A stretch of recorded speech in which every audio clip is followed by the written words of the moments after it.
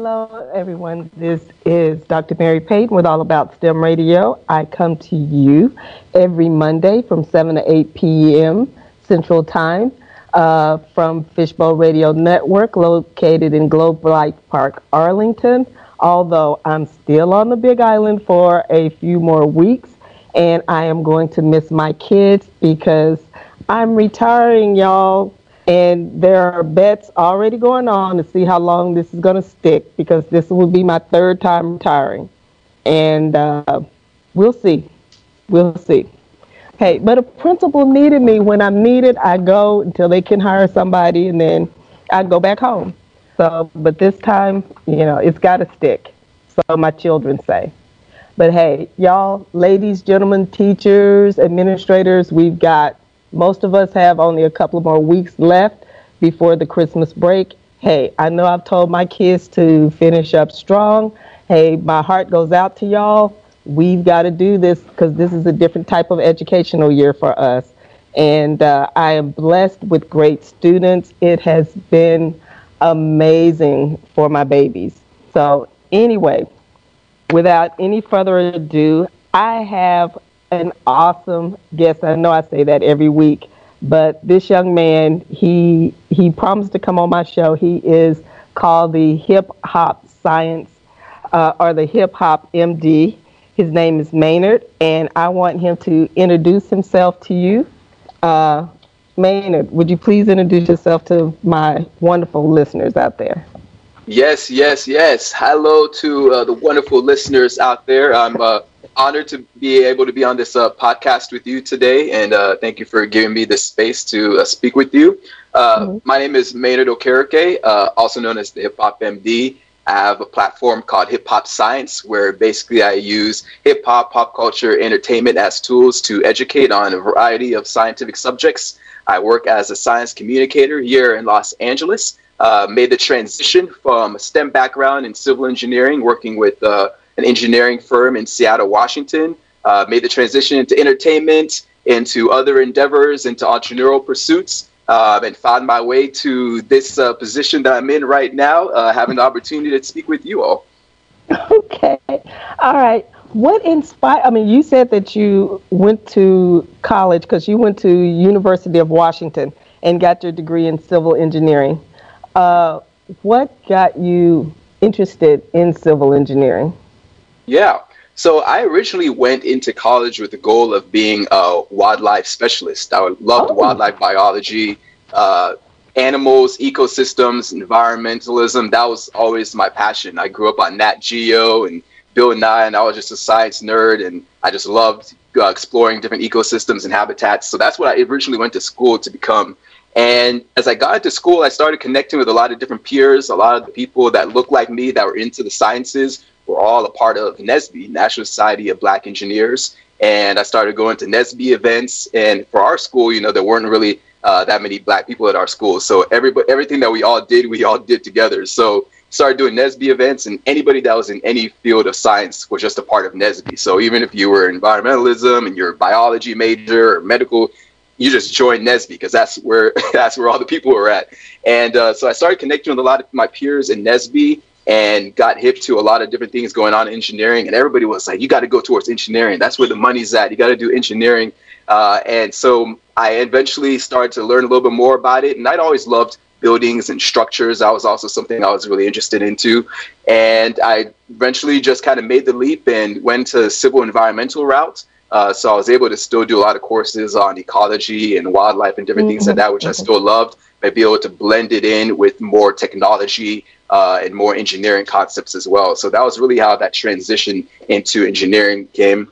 And I fell in love with it. I loved it. It was a great opportunity. There were lots of options as far as jobs at that time for me. And I felt it was the right career path to go into and would open the doors wide open for more opportunities in the future. Oh, that's amazing. To my young listeners, would you explain to them what civil engineering is? Yes. So civil engineering is basically an engineering discipline that deals with anything that has an effect on humans and people, civilizations. So that's kind of the short acronym: civilizations, anything that affects people or is for the benefit of people. So that's things like buildings, right? Because people need buildings in order to survive. So civil engineers work on buildings and structures. So I did a lot of stadium projects. I did a lot of condominium projects. I did data center projects for Nintendo and Microsoft. So buildings and structures that people could actually reside in. They also do things related to transportation because people obviously need to transport and be able to mobilize across the world, across the globe. So civil engineers work on roadways, they work on trains, they work on underground tunnels. So anything that's for the benefit of people, that's kind of the focus of civil engineering. Hey, you just taught me something I did not know. It was that broad. Wow. Mm-hmm. Yep. When you graduated and you went to work, what did you do? What was your position and what types of projects did you work on? Yeah, so right after I graduated from University of Washington, literally a week after I graduated, I had no downtime, right? So everybody else was kind of taking breaks and going on trips. I went right into the work field, which was great because I had a job lined up. I'd done a lot of internships during my time in college. And I connected with the company and they had a job ready for me to go right after I graduated. So literally a week afterwards, I started working about 3 hours east of Seattle in this small town called Quincy, Washington. I don't know if there's anybody from Eastern Washington out there that knows Quincy. It's a really small town kind of by Wenatchee. And I was working on a data center project for Microsoft. Huge data center facility that Microsoft was constructing. And that was my very first engineering project. And it was great for a number of reasons. One, I was working remotely, so the pay scale was different, and I was on a per diem. They set me up with housing, all sorts of different things. So my first introductory job into the engineering field was pretty luxurious at the time. I was like, okay, this feels great. But at the same time, too, I was in the middle of nowhere. So there wasn't much to do, much to explore. And it was a really interesting transition going from that kind of monotony of school and always having something to prepare for and people and doing multiple things outside of school environment to just going into work. And I'm in a place where literally I went to work and I went home and that was it. The next day I went to work, went home. But I worked on a project out there for a couple of years in Eastern Washington and eventually came back to Seattle.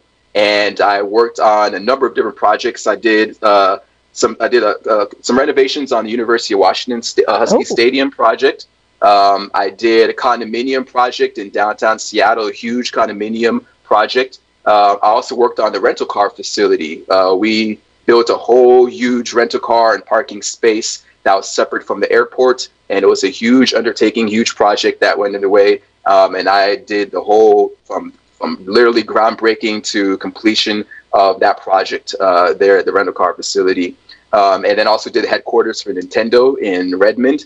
And then also a number of small different projects for small kitchens, little hotel renovations. Those are kind of called our special projects division. And I started out as a project engineer and I transferred into multiple different roles, did some cost engineering analysis. So I was working on budgets and funding and different things like that. And then I transferred from that into a more project engineer kind of superintendent role where I was working directly with superintendents and architects on different projects. So I had a chance to really touch all different phases of the engineering aspect in my time there at Turner Construction. That's amazing. And, you know, the reason I asked that question, I just kind of want my listeners to know what that field is. Because, you know, there's so many fields out there. So, you know, people say, well, I want to be an engineer. And I'll say, well, what type of engineer you want to be? And they'll say, oh, just an engineer. But nope, there are different disciplines. Just yes. Yes, 100%. There are different disciplines. And then even if you get into a career like I did, especially going in the construction side, there's so many different roles within an organization and so many different phases that you can go into. And every phase deals with something different. You can be working on scheduling if you're in construction. You could be working on structural design. You could be directly working with the architects. You could be doing more like CAD, three-dimensional drawings, digital drawings, aspects like that. So a lot of different phases within it, a lot of different areas of work within the engineering discipline, specifically within construction. Yeah. Hey, that's amazing. Hey, listeners, if y'all are just joining us, I am speaking with Maynard, and I will not attempt his last name because I would kill it like I do most of my students' names here in Hawaii. It's Okereke. Okereke, for Okereke. those listening, yes, it's Nigerian. Maynard Okereke, and he is the founder of Hip Hop Science. Y'all will love it. And he is a civil engineer. But now, are you just doing hip hop science? Or are you still in the doing the engineering stuff too?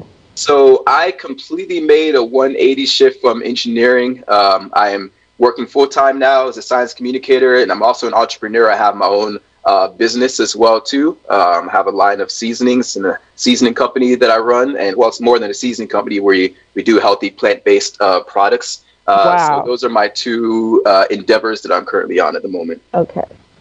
So, hey, I want to transition to hip hop science. But y'all, before we do this, I got to tell y'all, I always tell y'all how I meet people. And, I meet people from the weirdest situations.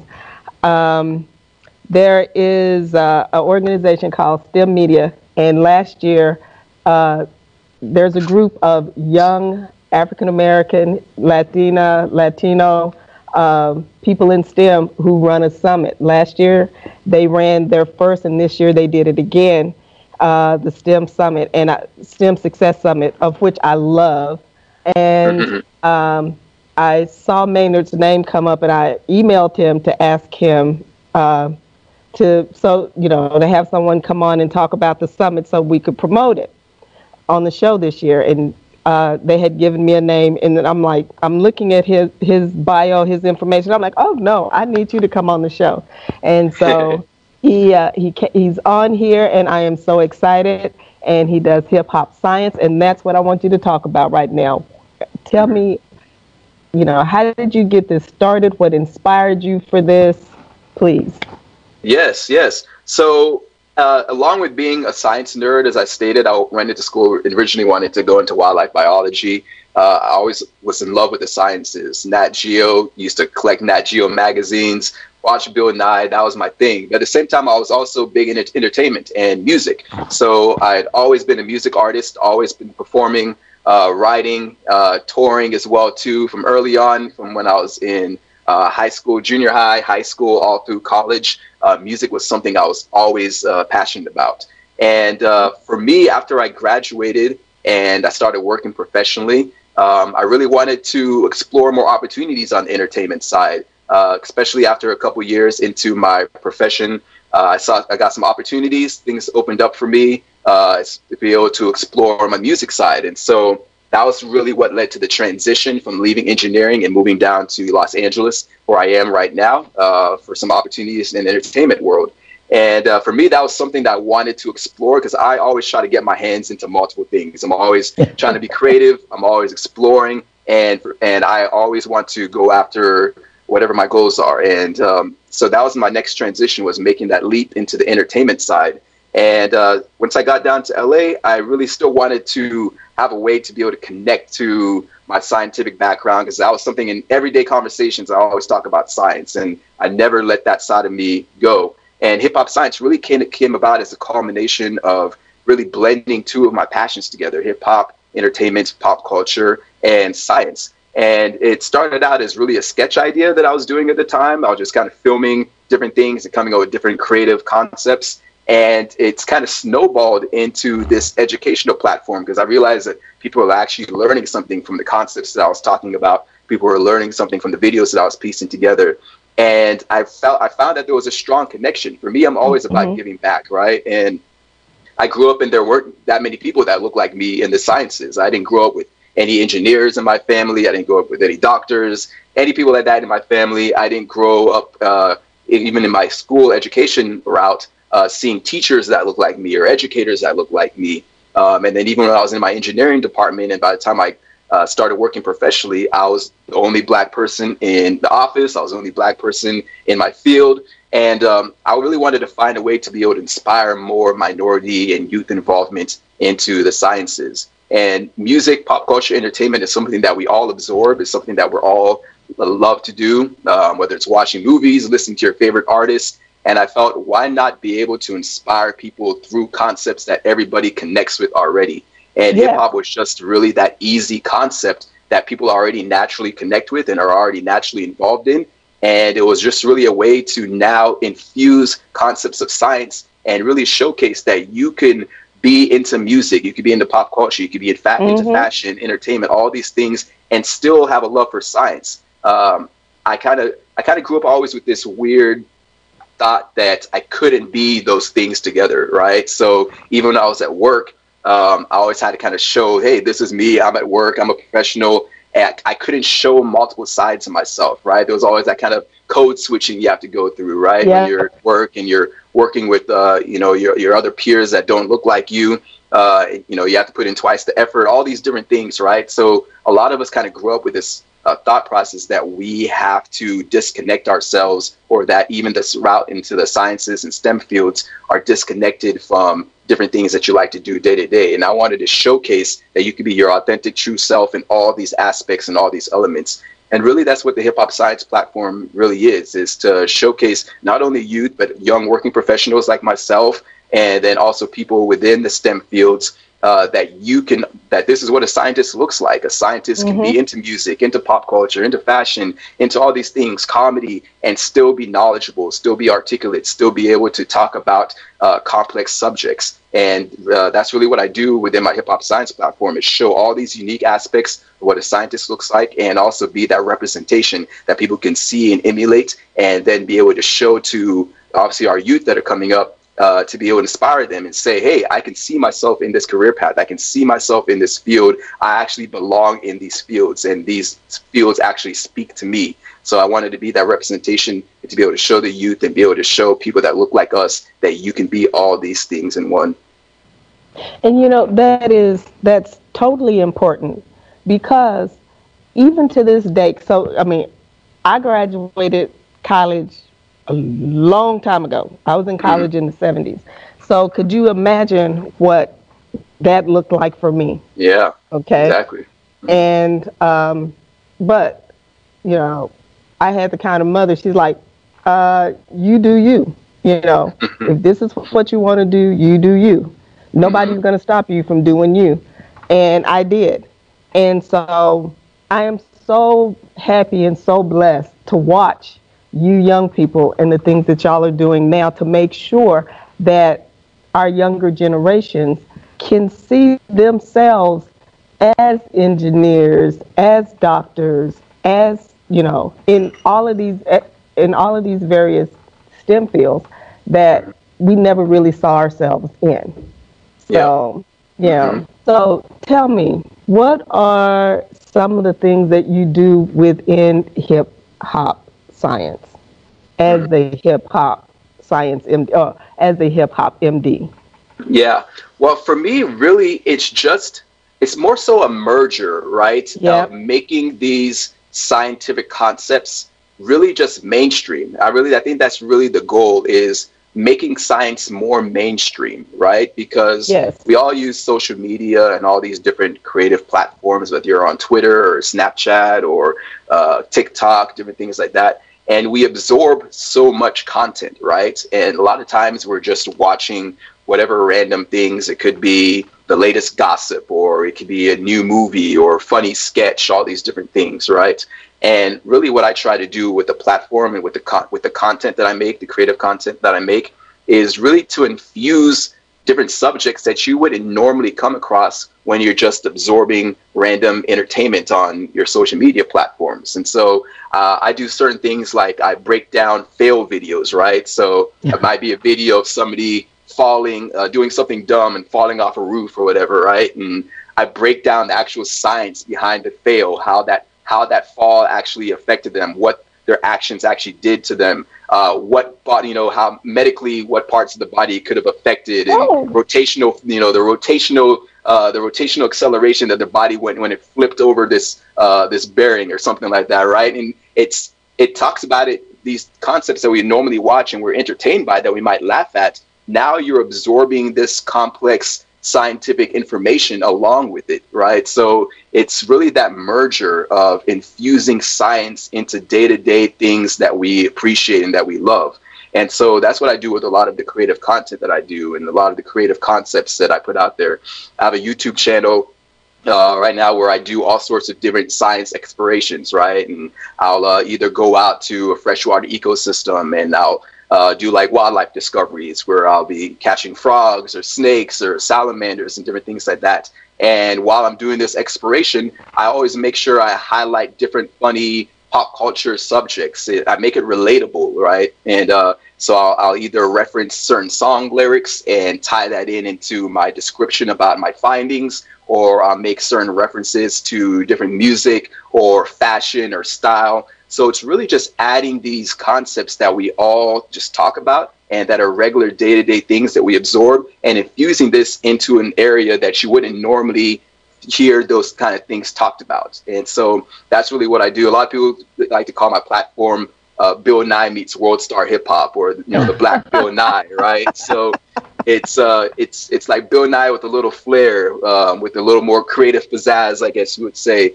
And I really just do that just to be able to make science not only educational, but also fun and entertaining, so that you can watch it and appreciate it just like you would watch your favorite YouTube video or your favorite, IG influencer.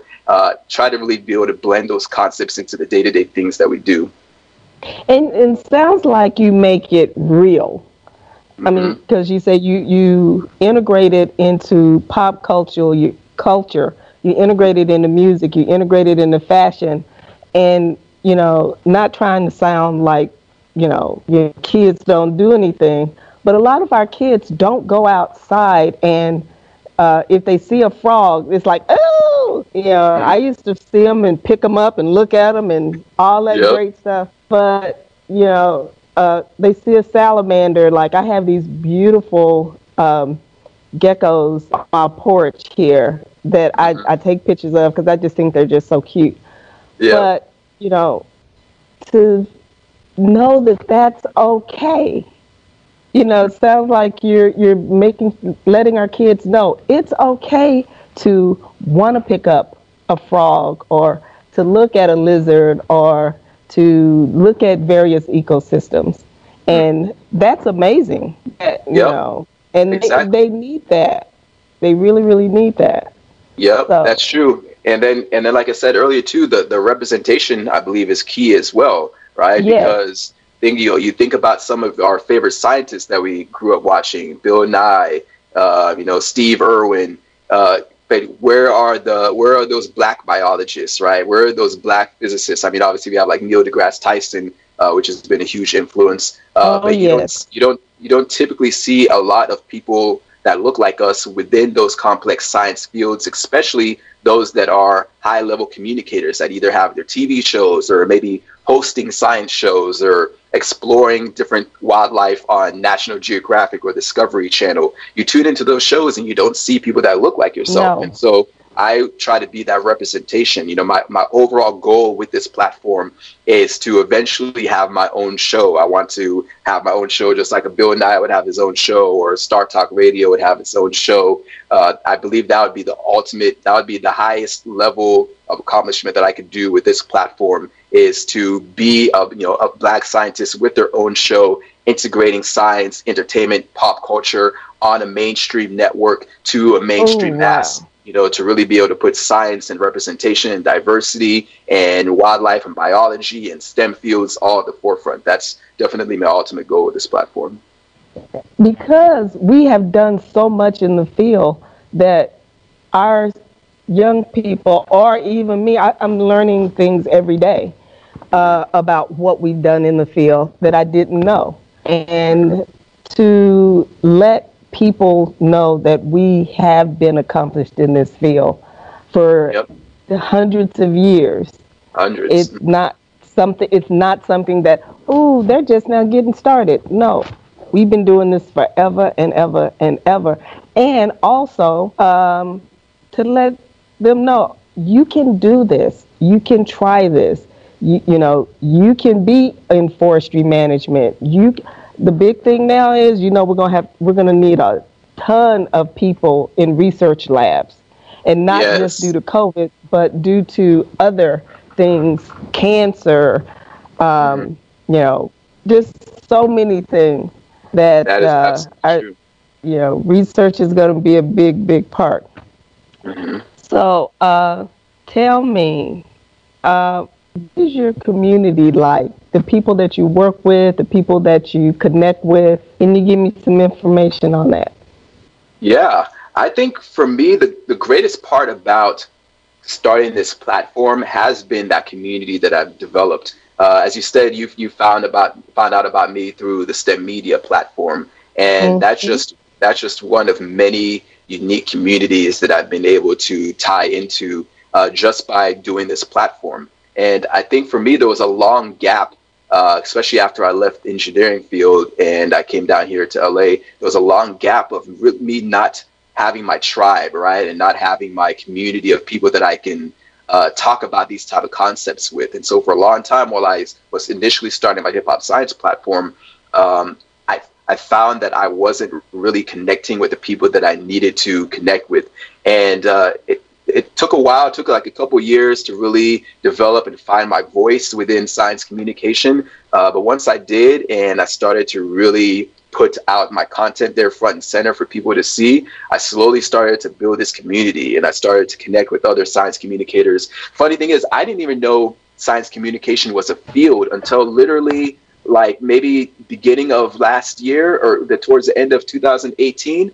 I was just doing this work with the hip hop science for a couple years and communicating different scientific subjects through entertainment and pop culture. But I didn't know that that was a form of science communication. I didn't even know that that was a field that people are getting PhDs in and degrees in. I never knew. And I think that was one of the coolest things about getting into this field, was realizing that I was actually doing a legit scientific major, a legit scientific field with my platform without even knowing about it.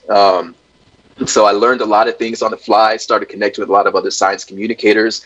And then through social media primarily, I've been now connected with so many people in so many different phases. I've got friends that are astrophysicists, biologists, chemists, also, friends that are doing work on infectious diseases, right? And we've all kind of collaborated together in so many different ways, and utilizing our voices through social media to be able to not only inspire youth and future generations, but then also to be able to reach the communities that we're in and give them the information that they need, and be able to deliver different scientific subjects in new, informative, and exciting ways. And I think that's really been the coolest part. Especially even with the STEM Media Group, we just did our STEM Success Summit just a few weeks ago. I loved it, which was an absolutely incredible event. There's no way I would have been able to do that if I hadn't been doing this platform and utilizing my voice and connecting with so many other people within the STEM fields over the past couple of years. And, we call ourselves the STEM Avengers because we all just kind of united together for this one cause. But we're all kind of doing our own unique things in so many different areas. And this STEM Success Summit was such a blend of all of our creative abilities and all of our knowledge that we racked up over the years and experiences to be able to put on an event that really touched thousands of people, literally. And so I think that's really been the really coolest part about having this platform, is discovering my community during this transition. And I loved the Success Summit. I went to the one last year, and I came, during my planning period, I was able to do a few sessions this year. And although I am on I keep saying I'm on the back end of STEM because I'm supposed to be retiring. And yeah, there's going to be some money to be won on that, because I don't think it's going to last either. But but you were talking about when you found out what science communication was. I didn't find out until, what's her name, Stephanie, the young lady that's part of y'all's group. When I interviewed her. Yes. When I interviewed her, because now I got to get her back on, because I need to know what this is. She's getting her doctorate in science communication. I'm like, that was totally new to me. So I've got to get her back, because I have, this is something new, and I'm like, ooh, I need to know a lot more about that. So I've been doing some research on that subject lately. I'm like, ooh, I've been doing this show for 4 years, and I didn't know that existed. It's absolutely amazing. And yeah, there's so many of us that are finding out that we're science, and it's really been, I guess you would say, I don't know how you would necessarily term this, but it's a kind of a conjunction field, right? You do it in conjunction with whatever STEM background or STEM career that you're already in, right? And so for me, my background is obviously in civil and environmental engineering, but even as working professionally doing these things, I utilize my experiences and my background in engineering and my understanding of engineering concepts to be able to now communicate that to the world. And even like you're doing with this platform, having this radio show, utilizing your STEM background, your knowledge into the sciences to be able to connect people with different people from science backgrounds, inviting guests onto your show and talking about subjects like this. That's a form of science communication where you're now bringing science to the world, to the masses, and explaining it and talking about it in a different way that's outside of the nuances of a script, of a book, or a research paper or a document, right? You're now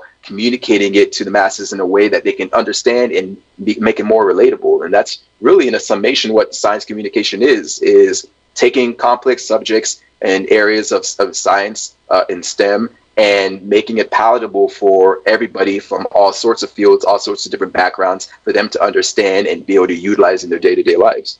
And, I have been trying to learn. Every time I talk to someone, there is a 90% chance I'm going to learn something new. So, I've been extremely excited about that. But before we go any further, Maynard, if someone wanted to follow you, connect with you, find you on YouTube, what do they need to look up? What is your social media platform presence, whatever? Yes, super easy. You can find me at Hip Hop Science Show on all social media, Instagram, Facebook, my website, hiphopscienceshow.com. You can't miss it. You usually see me in a white lab coat, headphones, and glasses, like Bill Nye. Really, really easy to find. But yes, at Hip Hop Science Show. I'm primarily on Instagram, where I do a lot of my creative content there, but then also on my website. Right now I do all sorts of different things. I do a lot of keynote presentations, speaking engagements for schools and universities. I work with different corporations and businesses on diversity and inclusion, lots of different areas. And so if anybody is interested in any of those topics or workshops or ideas of how to make STEM education exciting for your youth or for your workforce or for yourself, definitely feel free to reach out to me. Okay. Hey, once again, Hip Hop Science. You're amazing. I've learned stuff from you today about civil engineering. I've learned stuff from you today about science communication, which is what I'm doing. So now I can say, oh yeah, I'm a science communicator. Yes, you are.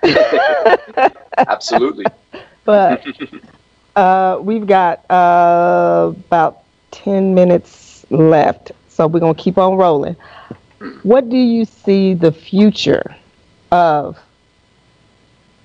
hip-hop science being? Well, like I stated earlier, my goal for this platform has always been to develop this into a show. And that's what I'm in the works of right now. I've got a couple of opportunities right now that are in the works that I can't speak fully on, but the really goal is to really build this into a network show. I eventually see Hip Hop Science being a show on Netflix or Discovery Channel or Nat Geo, whatever kind of mainstream platform is out there. And I do what I kind of do right now on my platform, on my YouTube videos, which is talking about different scientific subjects in unique ways. It could be exploration trips. It could be bringing on guests and doing interviews. It could be doing kind of like field exploration studies and talking about some unique dynamic aspect in science that's currently happening, or doing investigative stuff like a YouTube video that I'm editing right now where I'm breaking down the science behind this well-known music video mystery, right? That's kind of been a pop culture phenomenon.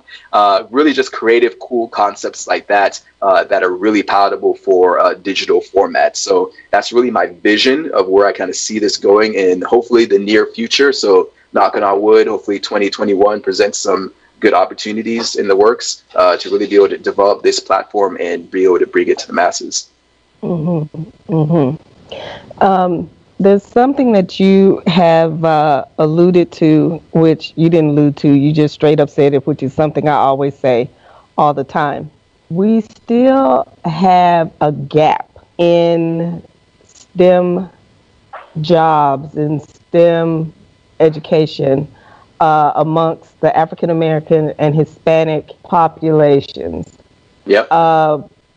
What can we do to help that, to decrease that gap? I mean, one of the things that I continue to see is a lack of knowledge about what's actually out there for us, for for my kids, for my kids' kids, for your kids, yeah. If you don't already have any. But what are you seeing that gap being? Yeah.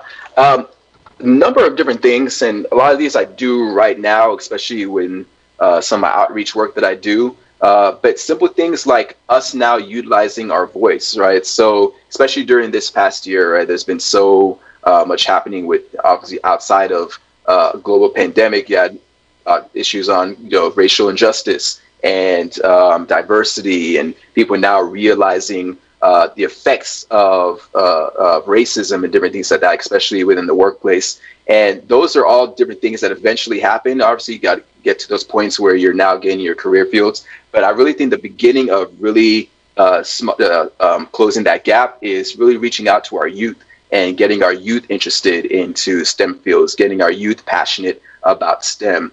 And that's really one thing that I try to do with this platform, right, is be able to reach them at the places that they connect with, right, which is either through social media, which is through entertainment, music, dance, different things that, obviously are those communities and people of different age groups connect with. And I really think it's going to take more of us that are currently in this field, currently doing this work, to now be able to reach back and showcase that. And then highlighting a lot of different things that we do. I think one of the coolest things that's happened during this year has been a really bringing to the forefront, bringing to prominence Black people in unique STEM fields, right? So we've had kind of different hashtags happening throughout this year, right? So we had Black Birders Week, which took place earlier in spring. And that was a direct result of the incident that happened in New York, where a black person was out birding and got the police called on him because he appeared to be threatening to a young white lady that was there at the time. Oh, and I remember that. Yeah, so you remember that, and that caused a widespread movement. And at that time, I was obviously doing a lot of work with my platform, and we were directly connected to some people that were birders in the birding community. And we started this Black Birders Week. A lot of us united, a lot of people that were in STEM fields united for this Black Birders Week.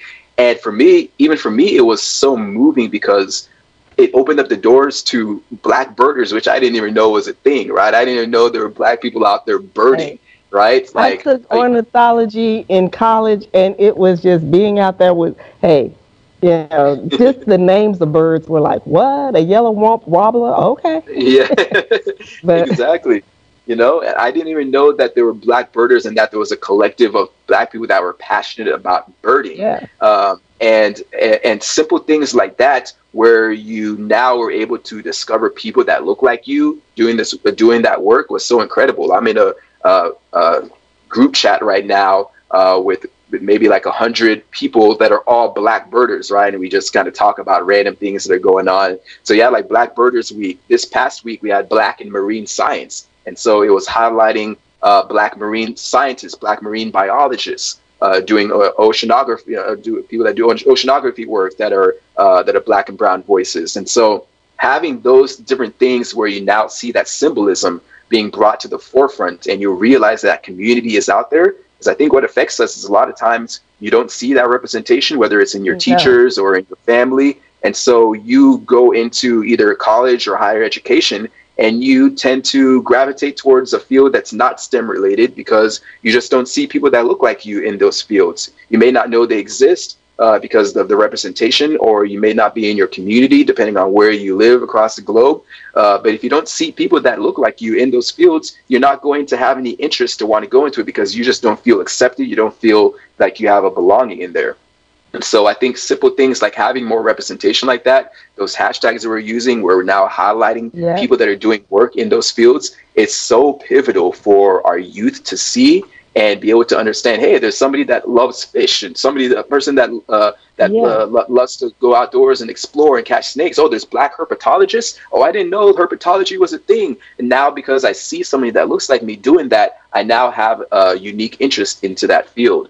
And so I think those type of things where you're showcasing more representation, and we're now reaching back out to those communities and finding our collective voices and using our collective voices to bring these issues to the forefront, I think is one small step that we can all do to be able to help bridge that gap and be able to drive more interest into the STEM fields.